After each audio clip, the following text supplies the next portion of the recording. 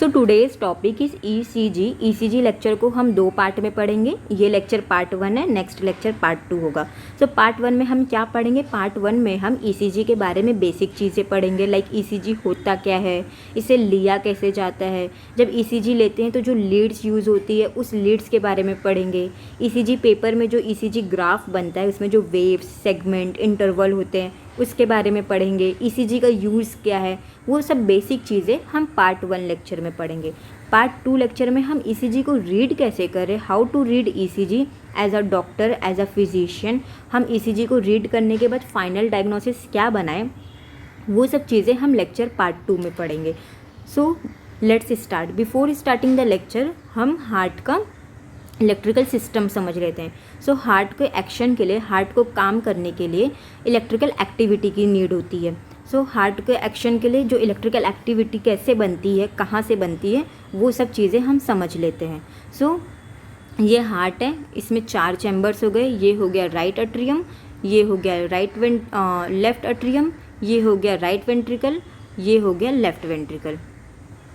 Okay, तो जो ये राइट अट्रियम है, यहाँ होता है, ये है राइट अट्रियम, यहाँ होता है एसए नोड। यहीं से हार्ट में इम्पल्स या फिर इलेक्ट्रिकल एक्टिविटी जनरेट होती है। जब ये इम्पल्स और जब ये इलेक्ट्रिकल एक्टिविटी बनेगी तभी हार्ट एक्ट करेगा, तभी हार्ट में एक्शन होएगा, फंक्शन होएगा। सो वो कहाँ से बनती है? इम्पल्स एसए नोड से बनती है, दैट इज साइनो अट्रियल नोड। यहाँ जो राइट अट्रियम में ये जो एसए नोड प्रेजेंट होता है, यहाँ से हार्ट में इम्पल्स जनरेट होता है, यहाँ से इम्पल्स बनता है। इसलिए इसका दूसरा नाम क्या है? पेस मेकर ऑफ हार्ट, क्योंकि यहीं से इम्पल्स बनता है। सो एसए नोड का दूसरा नाम भी याद रखना है, that is pacemaker of heart. तो यहाँ से बना, फिर ये इधर एरो आया। एरो क्या इंडिकेट कर रहा है? कि जो इम्पल्स बना है अब वो पूरा स्प्रेड हो रहा है। तो वो कहाँ स्प्रेड होगा? राइट अट्रियम से पूरा लेफ्ट अट्रियम, पूरे अट्रियम में स्प्रेड होगा। यहाँ क्या है? Left atrium. तो ये एरो इंडिकेट कर रहा है कि वो पूरे अट्रियम में, लेफ्ट अट्रियम में वो इम्पल्स पूरा स्प्रेड हो रहा है। फिर ये एरो नीचे भी आ रहा है, तो वो इंडिकेट कर रहा है कि यहाँ एवी नोड प्रेजेंट होता है। तो वो इम्पल्स को एवी नोड ने रिसीव कर लिया, उस इम्पल्स को AV node, that is atrioventricular node, ने कैच किया। फिर इम्पल्स और नीचे आ रहा है, एरो इंडिकेट कर रहा है, ऑब्वियसली ऊपर अट्रियम में जनरेट हुआ तो इम्पल्स नीचे वेंट्रिकल में आएगा। तो किसके थ्रू वेंट्रिकल में आ रहा है? बंडल ऑफ हिस, परकिंजे फाइबर्स, ये सब के थ्रू वो इम्पल्स पूरे वेंट्रिकल में स्प्रेड हो गया और हार्ट में एक्शन हो रहा है और हार्ट अपना काम कर रहा है, फंक्शन कर रहा है। सो हमने पहले ये समझ लिया कि इलेक्ट्रिकल सिस्टम ऑफ हार्ट में कैसे इम्पल्स बनता है, जनरेट होता है, कहाँ से जनरेट होता है, ये हमने देख लिया। अब हम देखते हैं ईसीजी के बारे में। अभी ईसीजी का फुल फॉर्म क्या है? इलेक्ट्रोकार्डियोग्राम, और इसे क्या कहा जाता है? Also called EKG. Most commonly तो हम इसे ईसीजी ही कहते हैं, लेकिन इसका दूसरा नाम भी याद रखना है, दैट इज़ ईकेजी। सो अभी आप इस पर मत देखिए, इसको मैं आगे एक्सप्लेन करूँगी। सो अब डेफिनेशन देखते हैं। सो जो हार्ट में इलेक्ट्रिकल एक्टिविटी और जो इम्पल्स जनरेट हुई है, तो इस हमारे बॉडी में जो स्किन होता है, बॉडी टिश्यूज़ होते हैं, फ्लूइड होते हैं, वो गुड कंडक्टर रहते हैं। किसके लिए कंडक्टर रहते हैं? इलेक्ट्रिसिटी के लिए। वो अच्छे से इलेक्ट्रिसिटी को कंडक्ट कर लेते हैं। तो जो हमारी स्किन है वो क्या है? Good conductor of electricity. तो हम स्किन के थ्रू हार्ट का इलेक्ट्रिकल एक्टिविटी समझ सकते हैं। क्यों समझ सकते हैं? क्योंकि skin good conductor of electricity है, इसलिए हम स्किन के थ्रू हार्ट की इलेक्ट्रिकल एक्टिविटी कैसी है, हार्ट में इलेक्ट्रिकल एक्शन कैसा चल रहा है, वो हम समझ लेते हैं स्किन के थ्रू। तो इसलिए हम ईसीजी को स्किन में लीड्स लगाकर लेते हैं और उससे समझ लेते हैं कि हार्ट में इलेक्ट्रिकल एक्शन कैसा चल रहा है। सो अब डेफिनेशन समझते हैं। Body tissues and fluid conduct the electricity well, so the electrical activity in the heart can be recorded on the skin surface using the electrodes position on the limbs and the chest. So skin एक good conductor of electricity है, तो हम skin पे electrodes और limbs पर, chest पर electrodes लगाकर हम हार्ट का भी एक्शन और इलेक्ट्रिकल एक्टिविटी समझ सकते हैं। सो अभी जो हमने डायग्राम में देखा, ये वही चीज़ लिखी है। इलेक्ट्रिकल इम्पल्स, इलेक्ट्रिकल करंट और इलेक्ट्रिकल सिग्नल्स कहाँ से जनरेट हो रहा है? एसए नोड से जनरेट हो रहा है। उसे क्या कहते हैं? Pacemaker of heart. अब वो कहाँ पूरा स्प्रेड होगा? अट्रियम में स्प्रेड होगा। फिर उसे कौन रिसीव करेगा? एवी नोड रिसीव करेगा। फिर वो कहाँ स्प्रेड होगा? बंडल ऑफ हिस, परकिंजे फाइबर से पूरे वेंट्रिकल में इम्पल्स स्प्रेड हो जाएगा। ये क्लियर? फिर अब देखते हैं लोकेशन। लोकेशन मैंने पहले बताई थी राइट एट्रियम में, upper wall of the right atrium में ऐसे नोड का लोकेशन है opening of the superior vena cava. यही होता है सुपेरियर वेना कावा, नीचे होता है इन्फीरियर वेना कावा। तो जो ओपनिंग है सुपेरियर वेना कावा की, वहीं कहाँ इसका लोकेशन है, ऐसे नोड का वही लोकेशन है। This record of the graphical registration of the electrical activity of the heart is called the electrocardiogram। तो जो हम electrical activity of the heart को रिकॉर्ड करते हैं, उसका जो ग्राफ बनाते हैं, उसी को हम क्या कहते हैं, electrocardiogram, that is ECG। It shows the spread of the electrical signals. So ये पेशेंट है, इस स्किन में हमने क्या लगा दी है, ये लीड्स लगा दी है, ये लीड्स है। स्किन के थ्रू हम क्या पता कर रहे हैं, electrical activity of the heart. और ये ECG मशीन है, ये ECG पेपर है। इंथोवन विलियम ने सबसे पहले ECG को डिस्कवर किया था, इसलिए उन्हें क्या कहा जाता है, father of ECG। Electrocardiography is a technique by which electrical activities of the heart are studies. जो इलेक्ट्रोकार्डियोग्राफी है, ये एक तरह की टेक्निक है जिसमें हम हार्ट की इलेक्ट्रिकल एक्टिविटी को स्टडी करते हैं, समझते हैं। ये हो गया इलेक्ट्रोकार्डियोग्राफी। अब इलेक्ट्रोकार्डियोग्राफ क्या होता है, ये एक मशीन है जिसमें हम हार्ट की इलेक्ट्रिकल एक्टिविटी को रिकॉर्ड करते हैं। तो इलेक्ट्रोकार्डियोग्राफी अलग है और इलेक्ट्रोकार्डियोग्राफ अलग है। इलेक्ट्रोकार्डियोग्राफी में हम हार्ट की इलेक्ट्रिकल एक्टिविटी को स्टडी करते हैं, लेकिन इलेक्ट्रोकार्डियोग्राफ में हम हार्ट की इलेक्ट्रिकल एक्टिविटी को रिकॉर्ड करते हैं मशीन के थ्रू, वो है इलेक्ट्रोकार्डियोग्राफ। अब इलेक्ट्रोकार्डियोग्राफिक पेपर क्या है, दैट इज़ ECG पेपर। तो जिस पेपर में हम रिकॉर्ड करते हैं electrical activity of the heart को, उस पेपर को हम क्या कहते हैं, ECG पेपर। सो तीनों अलग अलग हैं, तीनों में कंफ्यूज नहीं होना है। इलेक्ट्रोकार्डियोग्राफी अलग चीज़ है, इलेक्ट्रोकार्डियोग्राफ अलग है, and ECG paper electrocardiographic paper अलग है।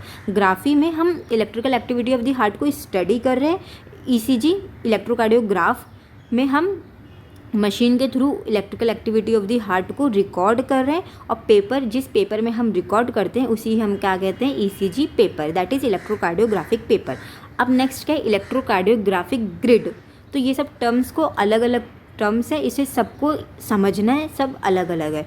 सो ये क्या है, ग्रिड क्या है, जो इलेक्ट्रोकार्डियोग्राफिक पेपर में जिसमें हम इस electrical activity of the heart को रिकॉर्ड करते हैं, उस पेपर में जो हॉरिजॉन्टल और वर्टिकल लाइंस होती है, उसी को हम क्या कहते हैं, इलेक्ट्रोकार्डियोग्राफिक ग्रिड।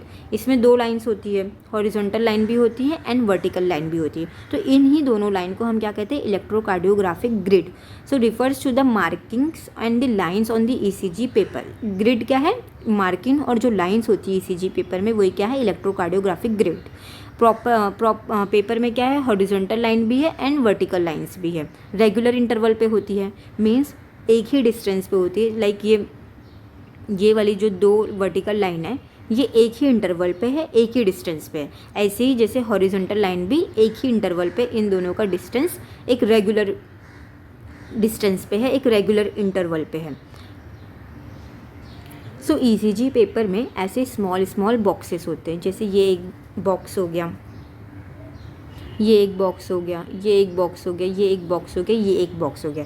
ऐसे स्मॉल बॉक्सेस होते हैं। जब पूरे टोटल 25 बॉक्सेस मिलकर क्या बनाते हैं, एक बिग बॉक्स बनाते हैं। जैसे ये स्मॉल बॉक्सेस, ऐसे टोटल इसके अंदर अगर हम काउंट करेंगे तो वो टोटल 25 स्मॉल बॉक्सेस होंगे। सो 25 स्मॉल बॉक्सेस मिलकर एक लार्ज बॉक्स, बिग बॉक्स बनाते हैं। सो जो स्मॉल बॉक्स है उसका लेंथ और विथ क्या होता है, 1 mm लेंथ में भी होता है, 1 mm विथ में भी होता है। ऐसे ही स्मॉल बॉक्स, लार्ज बॉक्स का कितना विथ और लेंथ होता है, वो 5 mm इन विथ भी होता है और 5 mm इन लेंथ भी होता है। सो ये जो स्मॉल बॉक्सेस हैं, जब पूरे टोटल 25 होंगे तो वो एक थिक लाइन बना देते चारों तरफ से। जैसे ये इधर एक थिक लाइन है, ये थिक लाइन है, ये थिक लाइन है, इसमें टोटल 25 स्मॉल बॉक्सेस है। सो वही चीज़ लिखिए, every 5th line is thickened and 5 mm in the length and the 5 mm in the width. So जो मोटी लाइन होती है वो बिग बॉक्स होती है, उसकी विथ भी 5 mm है और लेंथ भी 5 mm है। और स्मॉल बॉक्स की लाइन कैसी है, थिन होती है लाइन, और उसका 1 mm विथ है, 1 mm लेंथ है। अब देखते हैं ECG पेपर में हम टाइम या फिर ड्यूरेशन और एम्पलीट्यूड और वोल्टेज या फिर हाइट कैसे देखते हैं। सो ECG पेपर में एक होती है y एक्सिस, एक होती है x एक्सिस। तो ये हो गई y एंड ये हो गई x। सो जो x एक्सिस है उससे हम टाइम और ड्यूरेशन देखते हैं, और जो y एक्सिस होती है उससे हम एम्पलीट्यूड वोल्टेज और हाइट देखते हैं। सो time duration on the x axis show the horizontally. तो जो टाइम और ड्यूरेशन हमें पता करना रहता है उसके लिए हम एक्स एक्सिस को देखते हैं और हॉरिजॉन्टली दिखता है। तो जो 1 mm जो स्मॉल बॉक्स की विथ है, ये वाली जो 1 mm मैंने बताई थी कि इसकी चौड़ाई 1 mm होती है छोटे वाले बॉक्स की, और लंबाई भी जो लेंथ है वो भी 1 mm होती है। तो वो 1 mm का ड्यूरेशन कितना होता है, उसका टाइम कितना होता है 0.04 सेकेंड, ठीक है। और जो 5 mm का जो बड़े वाले बॉक्स का है, ये वाले बॉक्स का, इसका ड्यूरेशन कैसा है, वो होता है 0.2 सेकेंड, और मिली सेकेंड में कितना होगा 200 मिली सेकेंड। सो ये याद रखना है कि स्मॉल बॉक्स का ड्यूरेशन है 0.04 सेकेंड और बड़े वाले बॉक्स का, लार्ज बॉक्स का है टाइम ड्यूरेशन 0.2 सेकेंड और 200 मिली सेकेंड। इससे हमने स्मॉल बॉक्स का भी टाइम ड्यूरेशन देख लिया और लार्ज बॉक्स का भी जो 5 mm का है उसका भी टाइम और ड्यूरेशन देख लिया। अब एम्पलीट्यूड ऑफ वोल्टेज और हाइट भी हम किसका देखेंगे, स्मॉल बॉक्स का भी देखेंगे और लार्ज बॉक्स का भी देखेंगे। उसे देखने के लिए हमें क्या देखना पड़ेगा, ये वाई एक्सिस। इससे हमने एक्स एक्सिस से ड्यूरेशन देख लिया। वाई एक्सिस में स्मॉल वाले बॉक्स का कितना है 0.1 मिली वोल्ट, ये वाले स्मॉल वाले बॉक्स का 0.1 मिली वोल्ट उसका एम्पलीट्यूड है, और लार्ज वाले बॉक्स का इसका पूरा वोल्टेज क्या है 0.5 मिली वोल्ट। जैसे हम इसमें देख लेते हैं, ये ईसीजी पेपर है, ये स्मॉल बॉक्सेस हो गए। स्मॉल बॉक्सेस का लेंथ एंड विथ दोनों क्या है 1 mm, और 25 स्मॉल बॉक्सेस मिलकर क्या बना रही है, ये एक लार्ज बॉक्स जिसकी मार्जिन्स, जिसकी लाइनिंग थिक है और उसका लेंथ और विथ 5 mm है। तो अब इन दोनों का हम ड्यूरेशन और एम्पलीट्यूड देखते हैं। तो मैंने पहले बताई थी कि ड्यूरेशन देखने के लिए हमें एक्स एक्सिस देखना है, तो ये हो गई एक्स एक्सिस, और एम्पलीट्यूड देखने के लिए हमें वाई एक्सिस देखना है। तो एक्स एक्सिस में हम स्मॉल बॉक्सेस का भी ड्यूरेशन देखेंगे और लार्ज बॉक्सेस का भी ड्यूरेशन देखेंगे। तो स्मॉल बॉक्सेस का कितना ड्यूरेशन है 0.04 सेकेंड, दैट इज़ 1 mm का 0.04 सेकेंड है, और लार्ज बॉक्सेस का दैट इज़ 5 mm जिसका विथ है उसका ड्यूरेशन कितना है 0.20 सेकेंड और 200 मिली सेकेंड। अब वाई एक्सिस में हम इन ही दोनों बॉक्सेस का, स्मॉल बॉक्सेस का भी और लार्ज बॉक्सेस का भी क्या देखेंगे, एम्पलीट्यूड। तो ये लार्ज बॉक्स का कितना है 0.5 मिली वोल्ट, और स्मॉल बॉक्सेस का कितना देखे थे हमने 0.1 मिली वोल्ट। अब नेक्स्ट देखते हैं स्पीड ऑफ द पेपर। तो हम स्पीड ऑफ द पेपर को खुद से एडजस्ट कर सकते हैं मशीन के थ्रू। तो हम उसमें दो तरीके से एडजस्ट करते हैं। एक होता है 25 mm पर सेकेंड, और हम दूसरा एडजस्ट कर सकते हैं 50 mm पर सेकेंड। सो यूजुअली हम ज़्यादातर मोस्ट कॉमनली 25 mm पर सेकेंड में पेपर की स्पीड को एडजस्ट कर लेते हैं। लेकिन अगर पेशेंट की, पर्सन की हार्ट रेट मतलब फास्ट है, हाई है, तो अब हम उसे किसमें एडजस्ट कर देते हैं 50 mm पर सेकेंड में एडजस्ट कर सकते हैं। यही लिखा है कि 1 बिग स्क्वायर में कितने स्मॉल स्क्वायर्स होते हैं 25 स्मॉल स्क्वायर्स, और ये इसका हो गया एम्पलीट्यूड, ये उसका हो गया ड्यूरेशन।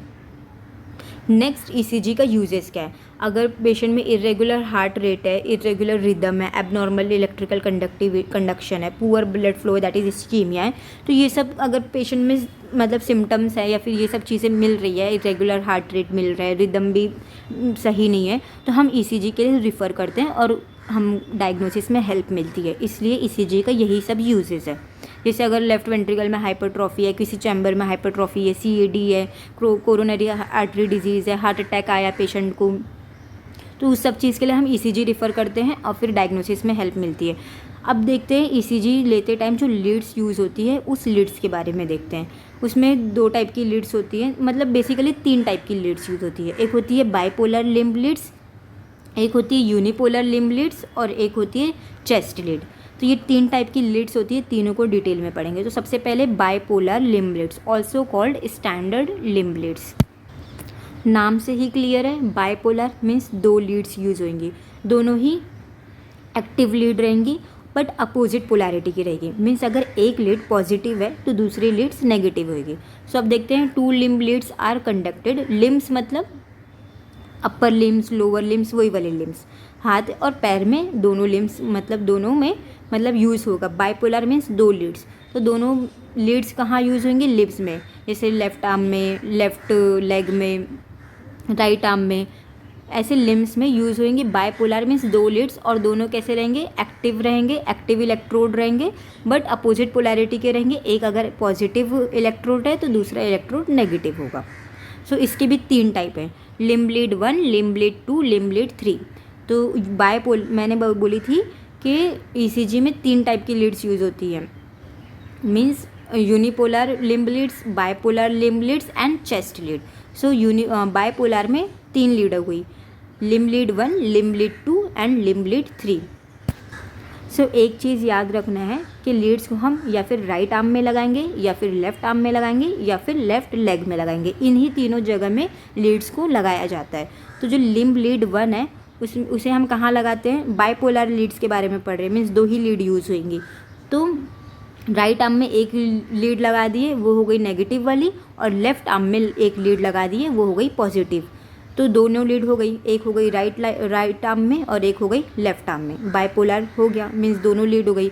अब मैंने बोली थी अपोजिट पोलैरिटी के रहते हैं, अगर एक नेगेटिव होगा तो एक पॉजिटिव होगा। तो राइट वाला नेगेटिव साइड का होता है और लेफ्ट आर्म में जो लीड लगाई जाती है वो होती है पॉजिटिव। लाइक ये डायग्राम है, ये इधर 1 लिखा गया, मीन्स ये वाली लीड 1 हो गई। ये राइट आर्म हो गया, ये लेफ्ट आर्म हो गया। तो राइट आर्म में नेगेटिव लग गई एंड लेफ्ट आर्म में पॉजिटिव लग गई। तो limb lead 1 clear. Limb lead 2 को कैसे लगाते हैं, राइट आर्म में नेगेटिव लगाते हैं और लेफ्ट लेग में पॉजिटिव लगाते हैं।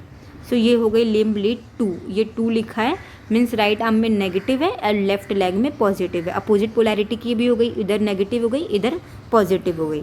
अब फिर लिम्ब लीड 3, लेफ्ट आर्म में नेगेटिव लगाते हैं एंड लेफ्ट लेग में पॉजिटिव लगाते हैं। ये लीड 3 हो गई, इधर 3 लिखा है, लेफ्ट आर्म में नेगेटिव लगा दिए एंड लेफ्ट लेग में पॉजिटिव है। तो ये बाइपोलर लिम्ब लीड 3 टाइप की हो गई, limb lead 1, limb lead 2, limb lead 3। इसको डायग्राम के थ्रू समझ भी लिए कि कहाँ नेगेटिव लगता है, कहाँ पॉजिटिव लगता है। अब होता है यूनिपोलर लिम्ब लीड, ये बाइपोलर लिम्ब लीड का डायग्राम है। अब होता है यूनिपोलर लिम्ब लीड। यूनिपोलर नाम से क्लियर है कि इसमें एक लीड यूज़ होगी, लेकिन और जो बाकी लीड यूज़ होगी वो एक्टिव नहीं रहेगी, लेकिन हम उसे रेफरेंस पॉइंट समझेंगे। तो जो एक लीड यूज़ होती है सिंगल लीड, वो क्या होती है, पॉजिटिव होती है और वो एक्टिव इलेक्ट्रोड होती है। और जो बाकी की जो लीड्स होती है वो नेगेटिव होती है, वो रेफरेंस पॉइंट के लिए हम यूज़ करते हैं। तो यूनिपोलर लिम्ब लीड्स के 2 टाइप है, यूनिपोलर लीड्स के भी 2 टाइप है, unipolar limb leads and the unipolar chest lead. So unipolar limb leads में भी फर्दर 3 टाइप के हैं, लीड 4, लीड 5, लीड 6। क्यों 4, 5, 6? क्योंकि जो बाइपोलर लीड से इसमें 1, 2, 3 आ गए थे, लीड 1, लीड 2, लीड 3 बाइपोलर में आ गए थे। तो बाकी के 3, 4, 5, 6 किस में आएंगे, यूनिपोलर लिम्ब लीड्स में आएंगे। तो यूनिपोलर लीड्स के भी फर्दर 2 टाइप हैं, unipolar limb leads and the unipolar chest lead. Limb leads के भी फर्दर 3 टाइप है, lead 4, lead 5 and lead 6। So unipolar limb lead का दूसरा नाम क्या है, ऑगमेंटेड लिम्ब लीड्स और दी वेक्टर लीड्स। इसका नाम भी याद रखना है। So unipolar limb leads that is augmented limb leads और दी वेक्टर लीड्स में जो एक्टिव इलेक्ट्रोड होता है, जो सिंगल इलेक्ट्रोड होता है, जो पॉजिटिव इलेक्ट्रोड होता है, उसे हम एक लिम्ब में कनेक्ट करेंगे और जो बाकी के 2 लीड्स हैं नेगेटिव वाले, उसे हम दूसरे लिम्ब्स में कनेक्ट करेंगे। तो पहला है limb lead 4, also called AVR, augmented vector right. इसका दूसरा नाम जो लिम्ब लीड 4 है उसका नाम दूसरा है AVR, augmented vector 5, vector right. Right word indicate कर रहा है, जो ऑगमेंटेड वेक्टर राइट है AVR, वो राइट इंडिकेट कर रहा है कि राइट आर्म में जो पॉजिटिव इलेक्ट्रोड है, जो सिंगल इलेक्ट्रोड है, यूनिपोलर लीड्स है, वो हम राइट आर्म में लगाएंगे। सो इसे कैसे लगाना है, पॉजिटिव वाला कहाँ रहेगा, राइट आर्म में रहेगा, और जो डिफरेंस जिसे हम रेफरेंस पॉइंट समझ रहे हैं वो बाकी 2 लगेंगे दूसरे लिम्स में, अदर 2 लिम्स में लगेंगे। जैसे ये AVR हो गया, ऑगमेंटेड वेक्टर राइट, तो ये राइट आर्म हो गया, ये लेफ्ट साइड का हो गया। तो राइट आर्म में हम पॉजिटिव लगा देंगे और जो बाकी 2 है उसे हम रेफरेंस पॉइंट समझ लेंगे और बाकी 2 में नेगेटिव लगा देंगे।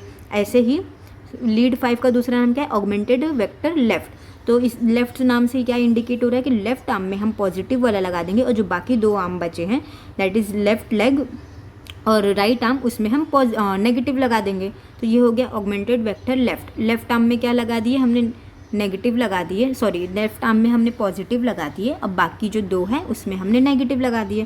थर्ड क्या है, lead 6 also called augmented vector foot. तो फूट वर्ड से क्या क्लियर हो रहा है, क्या इंडिकेट कर रहा है कि फूट वाले में हम पॉजिटिव लगाएंगे, बाकी जो बचा 2 है उसमें हम नेगेटिव लगा देंगे। तो ये AVF हो गया, ऑगमेंटेड वेक्टर फूट। फूट में पॉजिटिव लग गया, अब बाकी जो 2 है उसमें हमने नेगेटिव लगा दिया, सिंपल। सो अब ये इसी का डायग्राम है जो हमने इमेज में समझा था। अब होता है यूनिपोलर लीड्स का दूसरा type, unipolar chest lead, also called the precordial leads और द वी लीड्स। प्रीकॉर्डियल क्यों, क्योंकि हम इसे चेस्ट के प्रीकॉर्डियम एरिया में लगाएंगे, इसलिए इसे प्रीकॉर्डियल चेस्ट लीड भी कहा जाता है। There are the 6 chest lead, each consist of the positive electrode strategically placed on the 6 point of the chest of the patient. तो जो चेस्ट लीड होती है, यूनिपोलर चेस्ट लीड, वो 6 टाइप की होती है। इसमें 6 लीड्स यूज़ किया जाता है, इसलिए इसे वी लीड्स इसलिए भी कहा जाता है क्योंकि 6 हैं। तो V1, V2, V3, V4, V5, V6 यहाँ तक लेते हैं। In different electrodes, negative electrode is obtained by connecting the 3 limbs, that is left arm, left leg and the right arm through the resistance 5000 ohms. सो हम जो chest पर Leeds लगाएंगे, chest lead, उसमें जो सबसे पहला होगा V1 को हम कहाँ लगाएंगे? 4th इंटरकोस्टल स्पेस में, नियर द स्टर्नम मॉडल में। ये स्टर्नम हो गई, ये रिब्स हो गई, ये फर्स्ट रिब हो गई, second rib, third rib, fourth rib. Fourth rib के नीचे क्या आएगा? Obviously 4th intercostal space.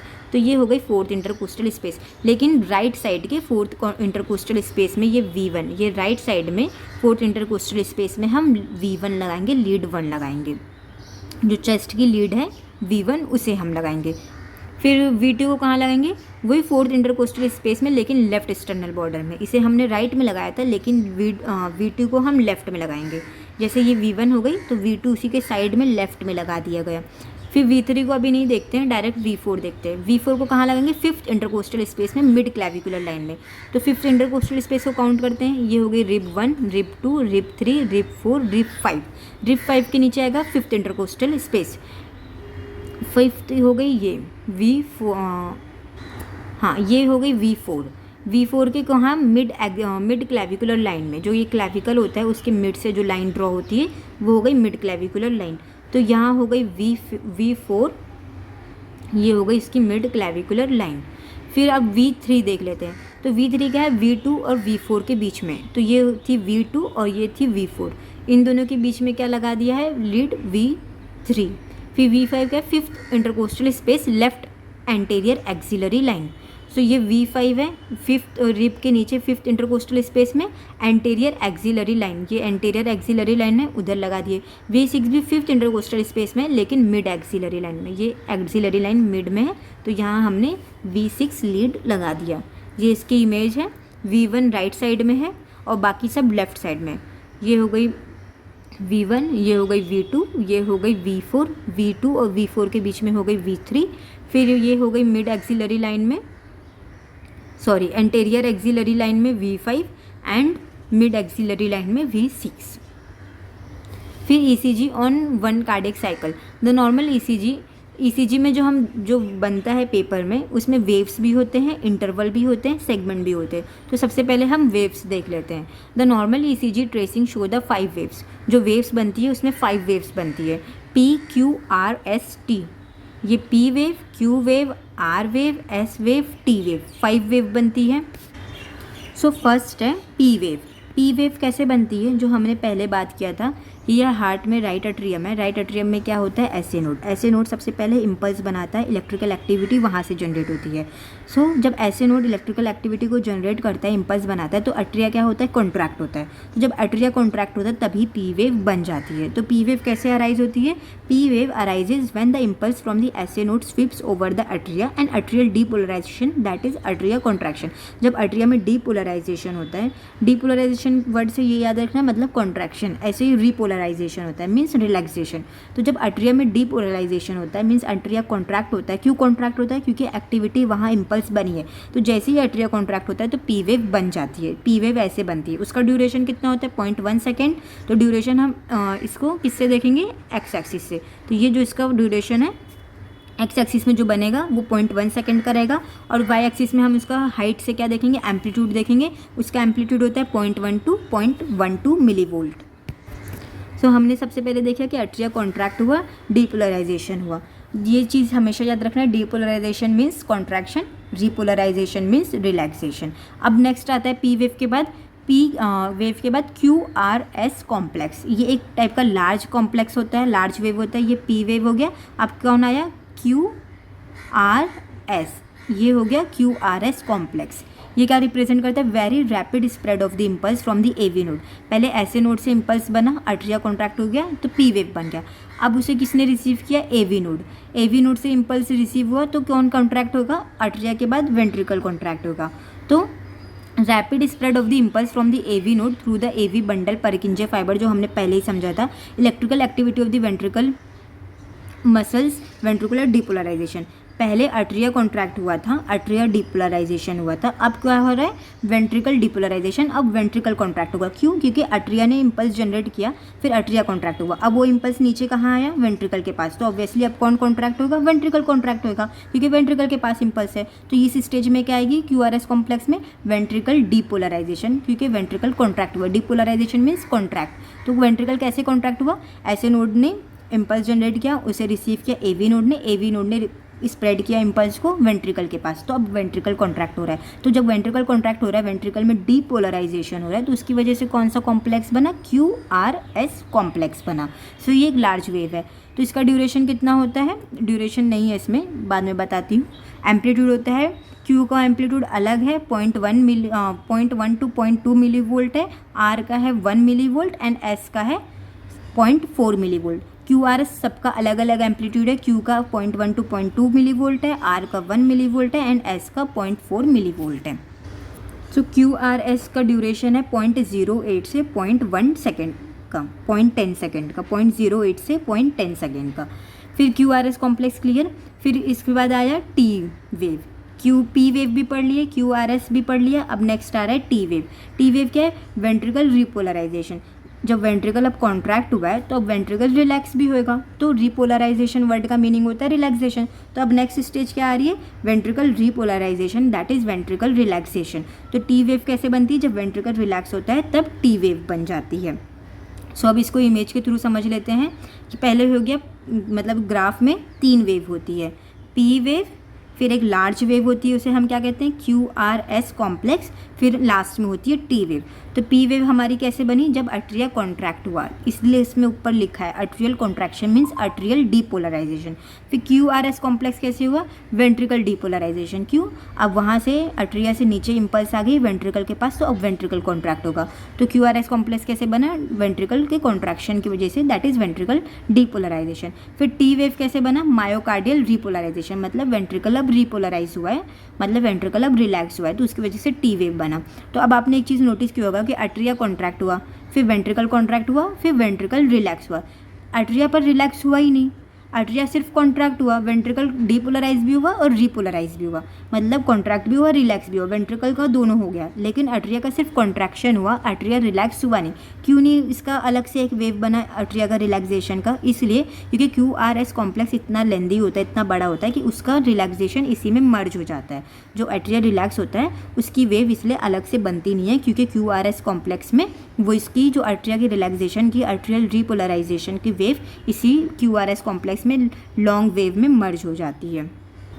T wave का एम्पलीट्यूड क्या होता है? 0.2 सेकेंड और ड्यूरेशन होता है 0.3 millivolt. Atrial repolarization occurs during the ventricular contraction, so not seen because of the larger QRS complex. The ECG described above the originates from the SA node and it is called the sinus rhythm.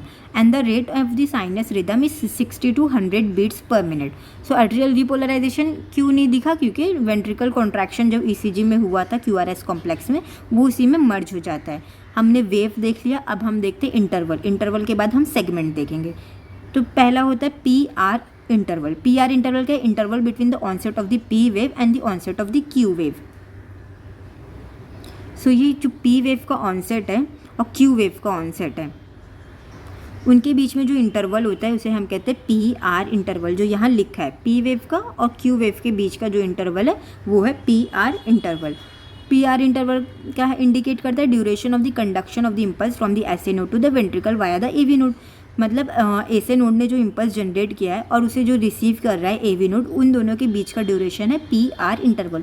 वो उसका duration कितना होता है? 0.12 से 0.20 second. Next interval क्या है? R R interval, time interval between the two consecutive R wave. जो दो आर वेव होती है उनके बीच का इंटरवल होता है। लाइक ये P Q R S T, ये एक वेव हो गया। फिर अगेन ये हो गया P Q R S T.